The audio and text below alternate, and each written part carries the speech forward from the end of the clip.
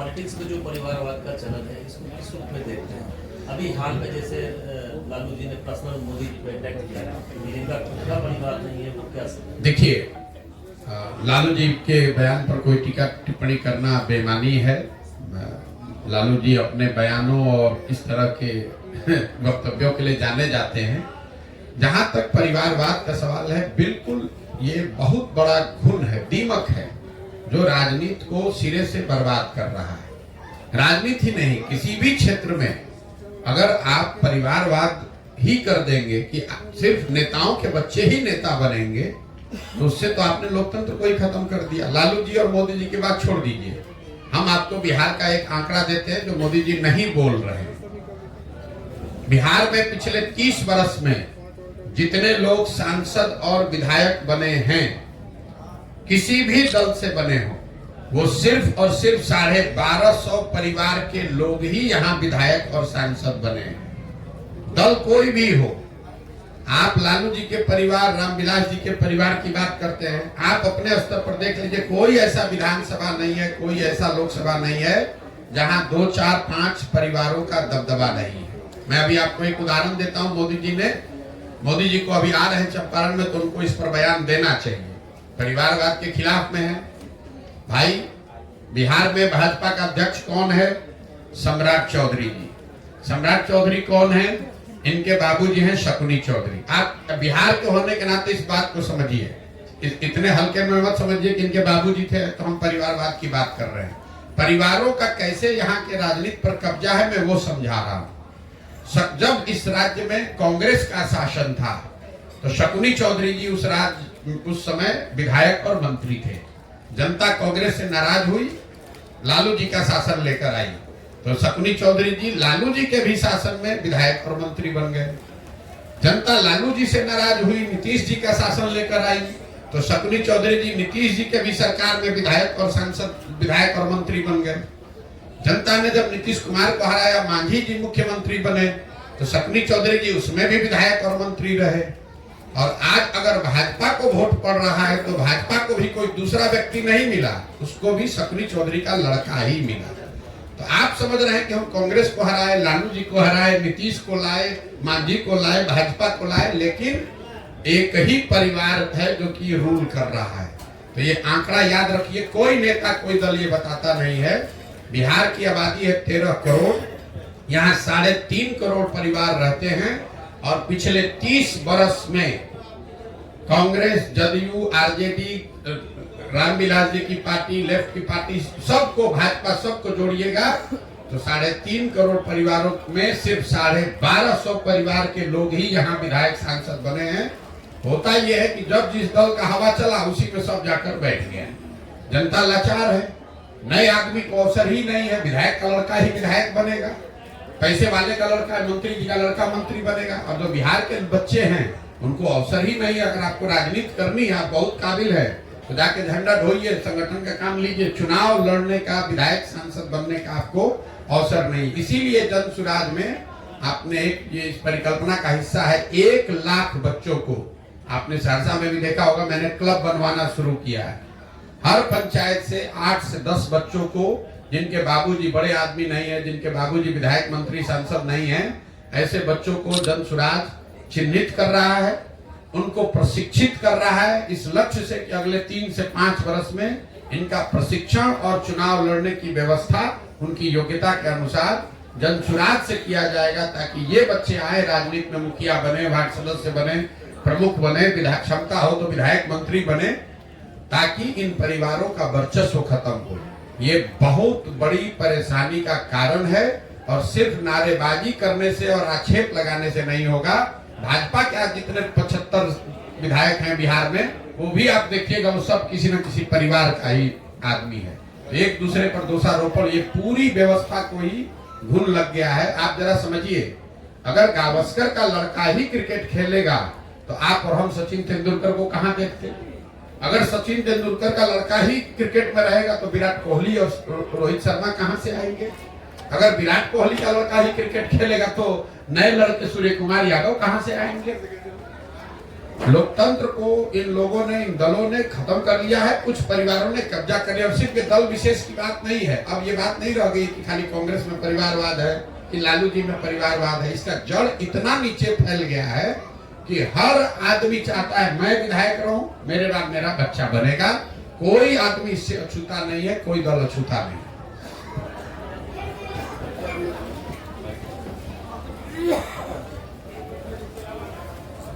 प्रशांत किशोर जी, जिस तरह से बिहार की राजनीतिक उलटफेर, कभी आरजेडी, कभी जदयू, कभी बीजेपी, आखिर जनता जाए कहां?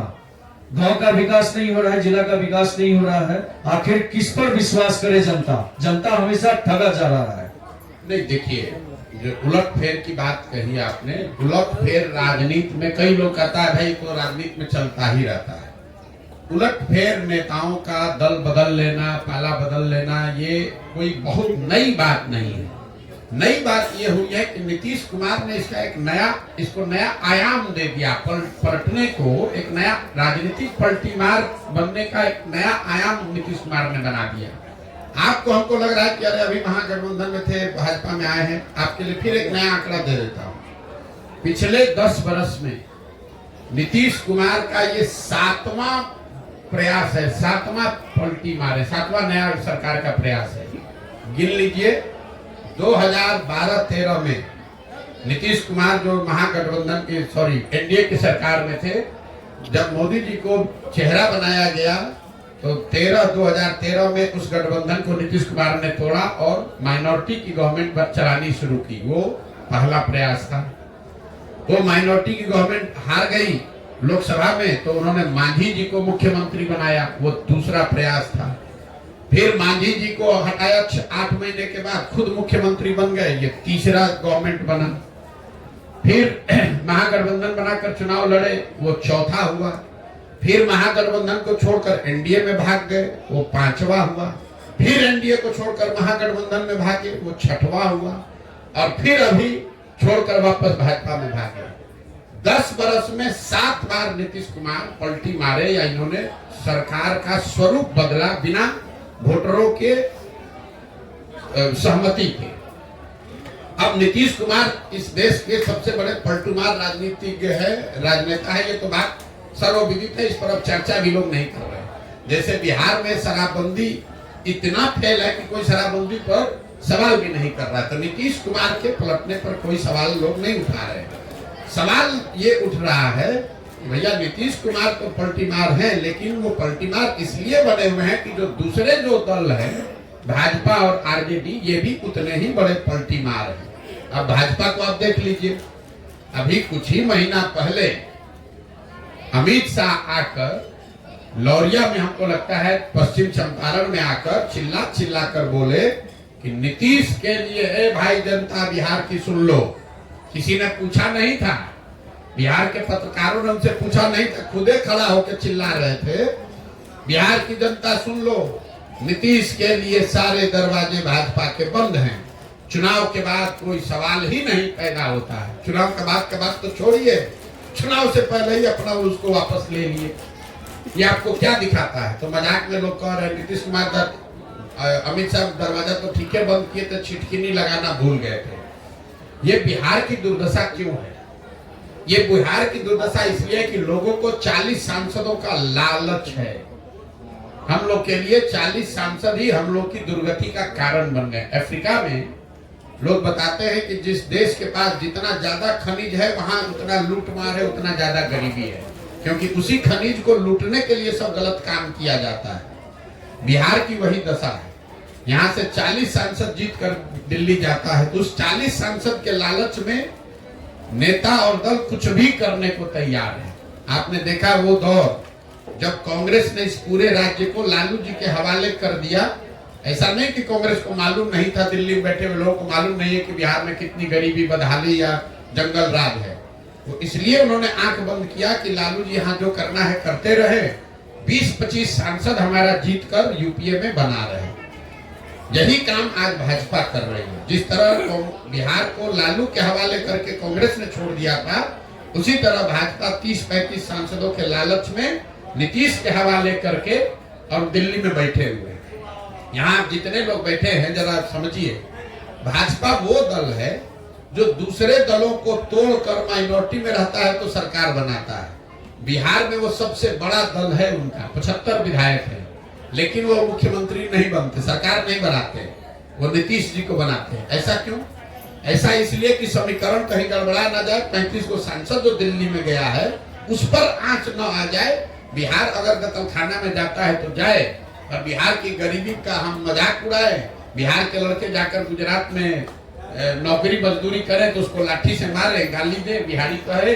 और मोदी जी जा रहे हैं अभी 13 तारीख को वहां सेमीकंडक्टर का लॉन्च करने फैक्ट्री, और यहाँ चंपारण आएंगे तो चीनी मिल के चालू करने पर भी कोई वक्तव्य जारी नहीं करेंगे। बिहार में आएंगे तो राष्ट्रवाद का बात होगा, हिंदू मुसलमान का बात होगा, राम मंदिर का बात होगा, लालू के जंगल राज की बात होगी। ये बात नहीं करेंगे कि बिहार में चीनी का मिल चालू कब होगा, बिहार के बच्चों को यहाँ से पलायन करने के लिए कब रुकना पड़ेगा। अगर गुजरात के बच्चे गुजरात से बाहर नहीं जा रहे हैं मजदूरी करने, तो हमारे बिहार के बच्चे क्यों जा रहे हैं बिहार से बाहर, इस पर मोदी जी कोई वक्तव्य नहीं देंगे। गुजरात से 26 MP जीत कर गया है, तो वो गुजरात हर चौथे दिन जा रहे हैं, वहाँ इन्वेस्टमेंट समिट हो रहा है, वहाँ फैक्ट्री लग रहा है।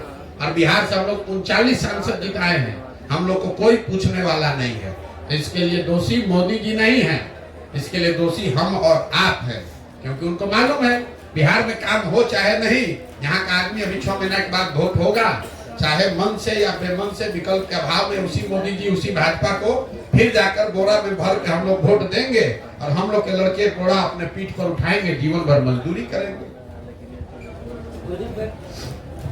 कुछ दिन पहले खबर आई थी जो आप जो है वाल्मीकि नगर से जो है लोकसभा चुनाव जो है लड़ने वाले हैं, ऐसा है। अरे मेरे भाई, मतलब पत्रकार जो है ना, आप लोग या जो सामान्य राजनीति आप लोग देखते हैं, इससे आगे देखने को तैयार ही नहीं।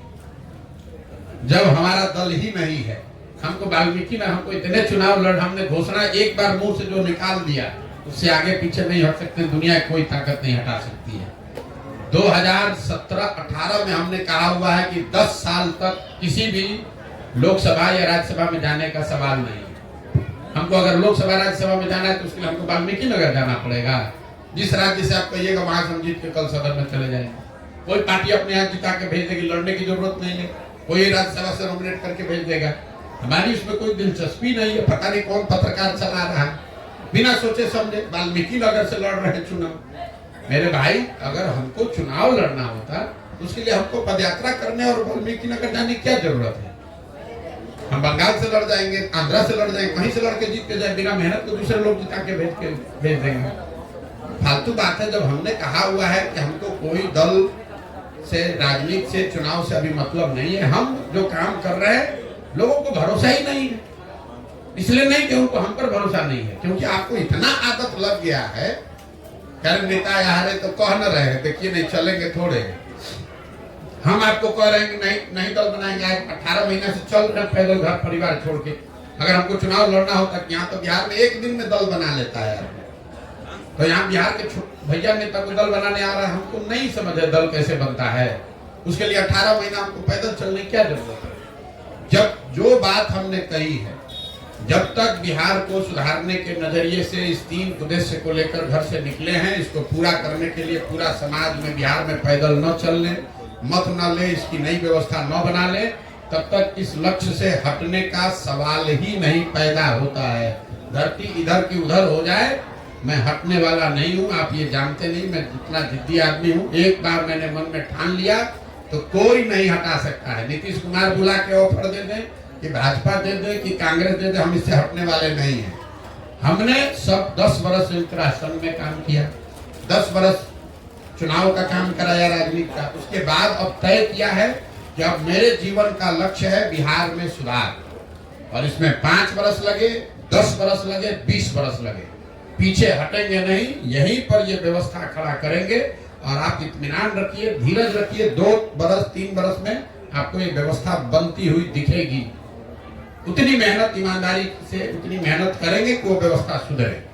हमारे जीवन का लक्ष्य बिहार में सुधार है। हमारा जीवन का लक्ष्य लोकसभा में कौन लड़ रहा है, विधानसभा में कौन लड़ रहा है, कौन जीते कौन हारे, उससे क्या फायदा है? बिहार में लोग नहीं जीते हैं। बिहार ने कांग्रेस को भी 51 सांसद जिता कर देखा है। 54 में बिहार झारखंड एक था, तब भी 54 में हमको लगता है 53 जीते हुए थे 1984 में, तब भी बिहार नहीं सुधरा।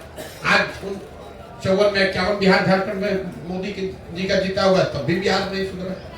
40 में 39 जीता है, तब भी बिहार नहीं सुधरा। हम लोगों ने लालू जी का भी सामाजिक न्याय का दौर देखा, जब उन्हीं के नाम पर सब लोग वोट देता था, तब भी नहीं सुधरा। नीतीश का भी दौर देखा, तब भी नहीं सुधरा। तो प्रशांत किशोर कोई दल बनाकर चुनाव जीत जाएंगे तो बिहार सुधर जाएगा? बिहार तब सुधरेगा जब लोग यहाँ ठानेंगे कि नहीं, अब हम लोग को मजदूरी नहीं करनी है, अपने बच्चों को अनपढ़ नहीं रखना है, अपने बच्चों को मजदूर नहीं बनाना है, तब सुधरेगा। जब समाज नहीं सुधरेगा तो दलों के जीतने हारने से क्या होना है? 2015 में हम बिहार जीत गए थे ना भाई, कैबिनेट तो हमारी सलाह से बना होगा ना, हमारी सलाह से टिकट बटा होगा, उससे बिहार सुधर गया। हमने तो 7 निश्चय भी बनवाया, हमने बिहार विकास मिशन भी बनवाया, उससे तो कुछ नहीं सुधरा बिहार। जिस चीज को पहले प्रयास आपने किया है, आपको उससे आप बिहार नहीं सुधार पाए, उससे बेहतर और नए और बेहतर प्रयास की जरूरत है। और मेरी अपनी समझ है कि किसी एक आदमी को, बिहार के किसी व्यक्ति को जो बिहार की चिंता करता है, उसको हिम्मत करके संकल्प लेके ये प्रयास करना पड़ेगा। 2 साल 4 साल 5 साल करना पड़ेगा, क्योंकि आज सुधरे या 10 वर्ष के बाद सुधरे, बिहार को सुधारने के लिए पंजाब और तमिलनाडु से तो आदमी आएगा नहीं। आप आज जगिए या 10 वर्ष के बाद जगिए, क्या हो जाएगा? अगर 3-4 वर्ष हमको नई सफलता मिलेगी, एक तो आपकी चिंता है, आप काहे घबरा रहे हैं? हमको कोई चिंता ही नहीं है। हम 3 वर्ष 4 वर्ष 5 वर्ष जो लगेगा लगाएंगे, लेकिन इसको सुधारेंगे, बिना सुधारे नहीं मानने वाले। सर 2024 के लोकसभा चुनाव कुछ ही दिनों बाद होने वाला है, इसमें प्रशांत किशोर जी क्या कहना चाहेंगे? आगामी इसको समर्पित करना चाहेंगे आप? क्योंकि अभी तो टाइम लगेगा, आपके जन अभियान में 4-5 साल लगे, तब तक तो बिहार गर्त में ही जा रहा है। अभी 75 साल से गर्त में नहीं जा रहा है था। जब 75 साल गर्त में जा रहे थे और आप न घबराए, आप काम अपना राजनीति सामाजिक जीवन चला रहे हैं, तो 2 वर्ष और धैर्य रखिए, 1 वर्ष और धैर्य रखिए, चुनाव होने दीजिए, उनके सामने एक विकल्प आने दीजिए। जनता अगर उसको स्वीकार करेगी तो ठीक है, नहीं स्वीकार करेगी तो और बेहतर प्रयास किया जाएगा। लोकसभा के चुनाव में कौन जीतता है कौन हारता है, कम से कम बिहार का कोई भी समझदार आदमी अगर है, उसको ये मानना चाहिए कि लोकसभा के चुनाव के नतीजों से हम लोग के जीवन पर कोई फर्क नहीं पड़ने वाला है। 10 वर्ष मनमोहन सिंह जी के नेतृत्व में यूपीए की सरकार थी, तो भी बिहार देश का सबसे गरीब, पिछड़ा, भुखमरी और अशिक्षित राज्य था। तब भी हम लोग के बच्चे मजदूरी कर रहे थे। और 10 वर्ष से आज मोदी जी की सरकार है, तो भी बिहार प्रति व्यक्ति आय के हिसाब से, सारे विकास के मार्गों के हिसाब से देश का सबसे गरीब, सबसे पिछड़ा, सबसे ज्यादा अशिक्षित, सबसे ज्यादा भुखमरी, पलायन और बेरोजगारी वाला राज्य है। हम लोगों ने 10 वर्ष कांग्रेस का भी राज देख लिया, अभी के दौर में 10 वर्ष हम लोगों ने मोदी जी का भी दौर देख लिया। दिल्ली के नजरिए से कोई फायदा नहीं हुआ।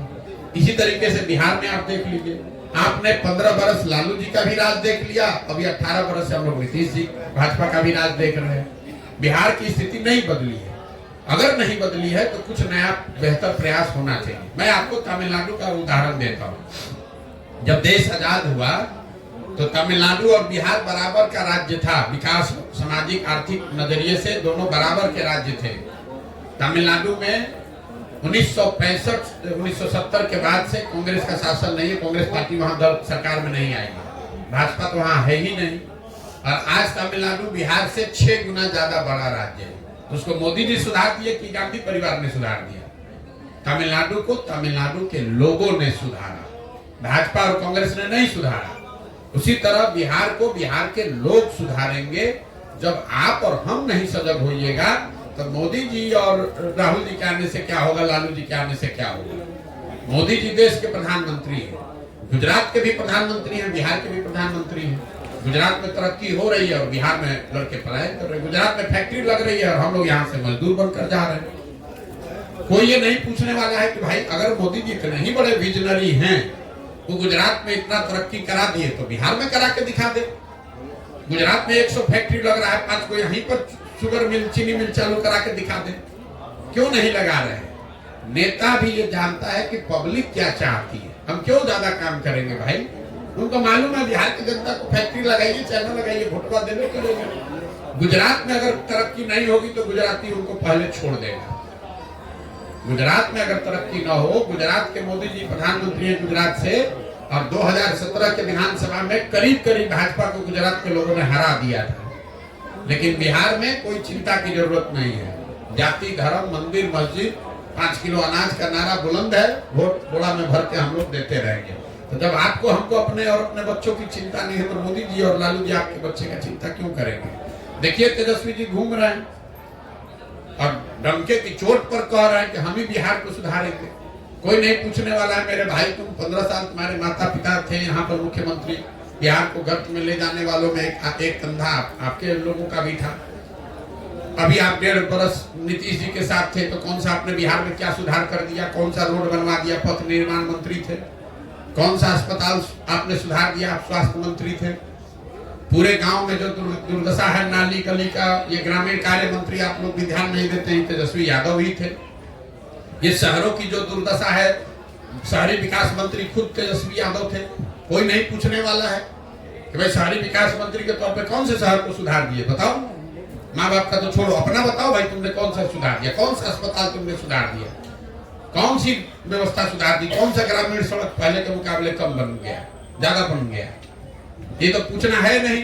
अब तेजस्वी यादव आएंगे, भाजपा विरोध, सारा जात पात, भाजपा का डर दिखाकर जो यहाँ के समाज में सबसे गरीब पिछड़ा मुसलमान है उसका वोट लेके नेतागिरी बनेगा, पगड़ी बांध कर अपना भाषण देते रहेंगे।